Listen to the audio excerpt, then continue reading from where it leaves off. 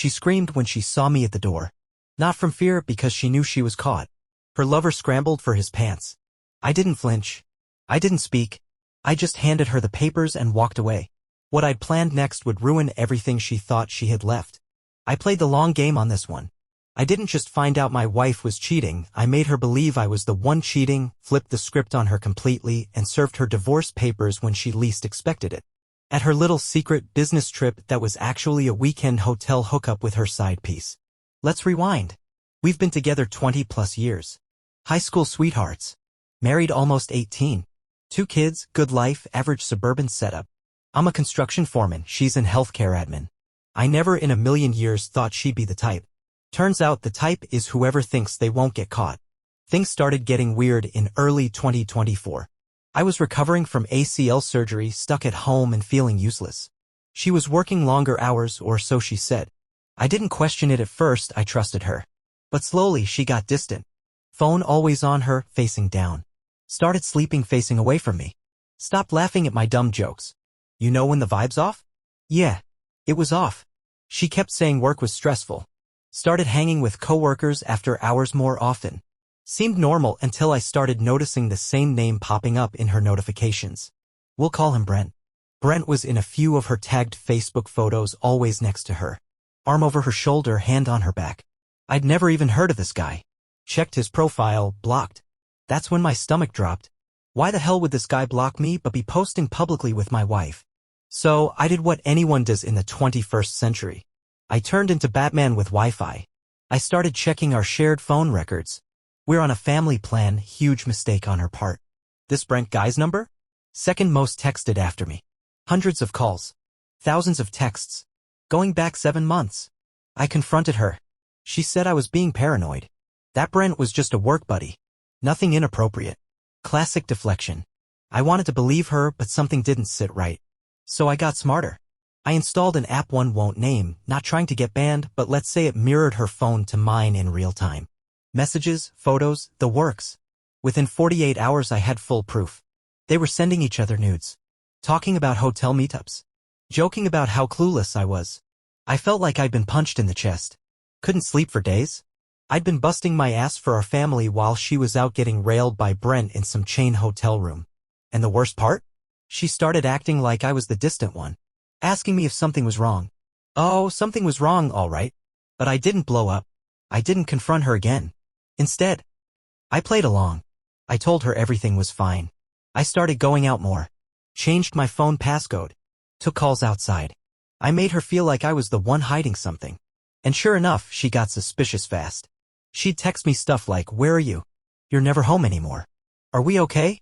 Meanwhile, she's still sneaking off with Brent on weekends. Around that time, I told a few trusted friends what was going on. One of them, Nate, used to be military intelligence. Dude helped me lay out a plan that would make Tom Clancy proud. Step 1. Start documenting everything. Screenshots. Location logs. Hotel receipts. The whole paper trail. Step 2. Contact a lawyer. New York is an at-fault state. Infidelity matters in court here. I gathered so much evidence, my lawyer said it was the cleanest open and shut case of infidelity she'd seen in years. Step 3. Plan the takedown. This had to be surgical. So I kept pretending I was the one cheating. Even started texting with an old friend, Nina, just to create smoke. We met up for lunch a few times. My wife saw a few of the messages pop up. Got real jealous, real fast. The irony was incredible. Then came the perfect opportunity. My wife tells me she's going on a work retreat for a weekend. All hush-hush. No details. I play dumb. Oh, yeah? Sounds fun. She leaves on Friday morning with a suitcase, kisses me on the cheek like everything's normal. But what she didn't know is that I'd already booked a room at the exact same hotel. The same one she and Brent were going to. How did I know? Her phone GPS pinged it 2 weeks earlier. She'd deleted the calendar invite but not the location cache. So I waited. Friday night, she checks in with Brent. I'm already in the hotel bar 2 floors down. My friend Nate is nearby, camera ready. I wait until the next morning when they order room service. Then I knock. She opens the door in a robe. Looks me dead in the face like she saw a ghost. Surprise, I say, holding a manila envelope. She says, "What are you doing here?" I hand her the envelope. Divorce papers. You've been served. Me at the door of her hotel room, handing her divorce papers. Her in a hotel robe. Brent, the side piece, frozen on the bed behind her like someone just told him ghosts are real. Dude looked like he was about to jump out the window. She stutters. What is this? I smile cold, controlled. Divorce papers. You're officially served. She grabs the envelope like it's radioactive. What the hell is going on? I know everything, I say. The texts, the photos, the hotel receipts. You've been cheating on me for almost a year. And I've got more than enough to prove it. Brent finally speaks. This is a misunderstanding. Shut it, Brent. I never even looked at him. Just stared straight through my wife. Then I stepped aside and gestured to the hallway. My buddy Nate was standing there. Phone up, recording. Nothing explicit, just proof of where she was, who she was with, and how she reacted. Ironclad evidence for court. She slams the door shut in my face. And that's when the yelling starts. She texts me 15 times over the next hour, calling me a psychopath, accusing me of stalking her, saying I set her up. I didn't reply to a single one. Silence is power. I walked back to my car cool as ice and drove home. Now here's where it gets even messier. That same afternoon, I text her entire family. Her parents, her 2 sisters, her best friend from high school. Screenshot collage, date stamped with one line. Just thought you all deserved to know what she's been doing, while saying she's working overtime. No insults, no drama, just facts. Within 30 minutes, her sister, who always low-key thought she was a narcissist, calls me and says, I knew something was off with her lately. I'm so sorry, man. You didn't deserve this. Her dad? Silent. Her mom? Tried to play peacemaker. These things are never one-sided, you know? I hung up. A few hours later, my wife comes home. Yeah, she came back to the house. Dumb move. She walks in like a bomb just went off. Eyes red. Hair a mess. She throws the papers at me and screams, You had no right. I'm calm. I tell her, everything in those documents is legal. You signed a prenup. You broke the agreement. I have full grounds for at-fault divorce. The house is mine. You'll be getting a formal notice to vacate in 30 days. She loses it. She's crying, begging, swearing she still loves me, that she made a mistake, says it wasn't serious, that it just happened because she was emotionally neglected. That line right there is what made something snap in me. I said, You mean when I was rehabbing my knee surgery for 5 months and couldn't move properly? When I couldn't walk without a brace and was depressed? That's when you chose to cheat on me? That's when you decided you needed Brent to fill the gap? She just stood there, sobbing. Then came the kicker. I ended it with him before this trip, she says. I was just going to talk to him, I swear. I laughed in her face. He ordered room service while you were in a robe. If that's your idea of a breakup, you belong in politics. She storms out. A few hours later, her mom shows up at my door. Wants to talk. I tell her unless she brought her daughter here to pack her bags, we've got nothing to say. I make it clear. She's got 30 days, and after that, I'm filing for exclusive possession of the house and court-enforced eviction. Now, here's where karma kicks in. The day after, Brent's fiancée finds me on Facebook. Turns out Brent wasn't just some single dude messing around. He had a whole fiancée, wedding in 6 months. Her name's Lisa, and she's 100x classier than my wife ever pretended to be. Lisa and I talk. We compare notes. She's devastated. Had no clue. Says she's grateful I reached out. 2 days later, I get an update from her. She dumped him, canceled the wedding, and told his mom everything. Meanwhile, my soon-to-be ex is spiraling. She's texting me every day, saying she doesn't recognize herself anymore. She messed everything up. She doesn't know how to fix it. And the wild part? She still thinks there's a chance. She tries to seduce me in the kitchen one night. Literally tries to put her hands on me while crying. I step back. Nah, this isn't happening. You still love me, she says. No, I reply. I loved who I thought you were. Turns out she didn't exist. Now I'm sleeping in the guest room. I installed locks on my office and bedroom, changed every password, updated my bank info, froze joint accounts. The only reason she's still in the house is because of legal grace. But the minute I get that court order, she's gone. Her family has mostly ghosted her now. I didn't even try to sway them. They did that on their own. People see truth when you shine a bright enough light on it. She's still living under the same roof, and I'm counting down the days until the court finalizes her removal. It's like sharing space with a ghost that occasionally throws emotional grenades. She swings between hysterical crying and fake domestic bliss. One day she's texting me paragraphs about how we can fix this if we just talk, and the next she's baking cookies and trying to act like a 1950s housewife. I'm stonewalling her completely. Not cold. Just done. There's no yelling. No arguments. I say what needs to be said, and that's it. And trust me, nothing hits a guilty person harder than calm indifference. Now here's where things get spicy. She must have figured out that the pity angle wasn't working because she suddenly flips. She gets aggressive. Tells me I ruined everything by spying on her. Accuses me of being emotionally abusive for orchestrating a trap. You should have come to me like a man instead of playing spy games, she yells one night. I look her dead in the face and say, if I had come to you with suspicions, you would have lied, just like you've been doing for the last year. She had nothing. Just stood there blinking. Then tried the tears again. Didn't work. At this point, I'm done playing defense. I move into full offense. I file for exclusive use of the home. I submit the evidence to the court. My lawyer? Eating this up.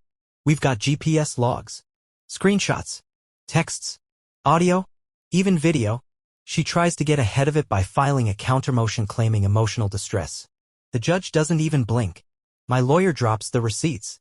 Her claims? Instantly tossed. Judge says flat out, you initiated a prolonged extramarital affair while married and living together. That's not emotional distress, that's cause for divorce. She starts crying in the courtroom. Tries to say I was neglectful. The judge asks, were you neglectful while recovering from surgery? Silence. And then comes the moment I'll never forget.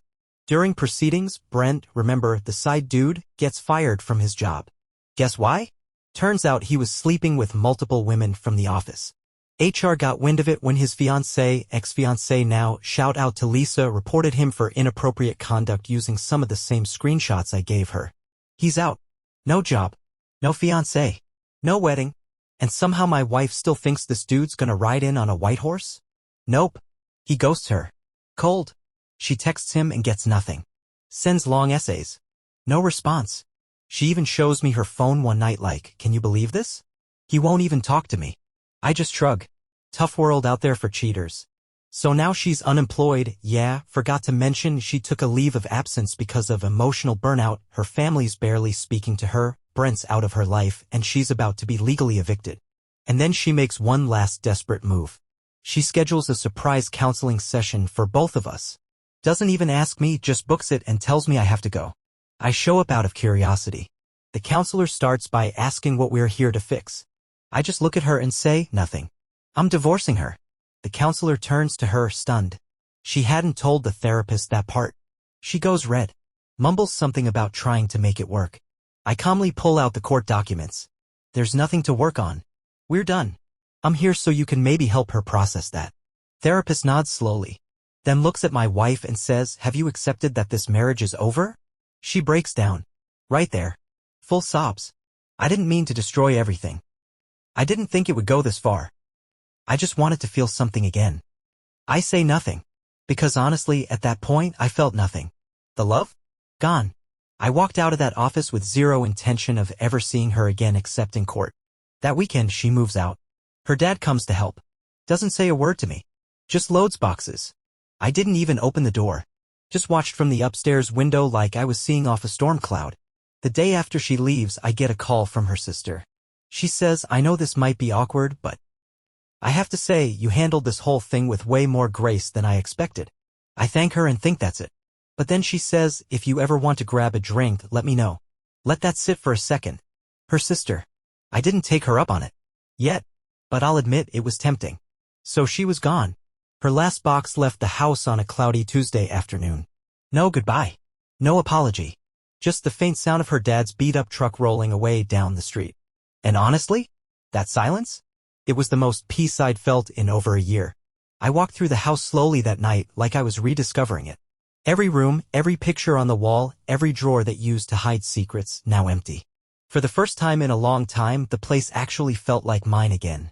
Not just legally. Emotionally. The next few weeks were a mix of paperwork, silence, and rebuilding.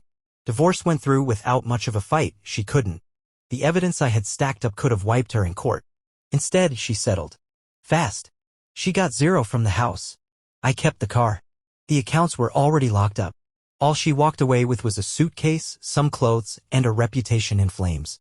And as for Brent? The guy disappeared. Rumor had it he moved cities. His old workplace basically scrubbed him from existence. His ex-fiancée, Lisa, remember her? She reached out one last time to thank me.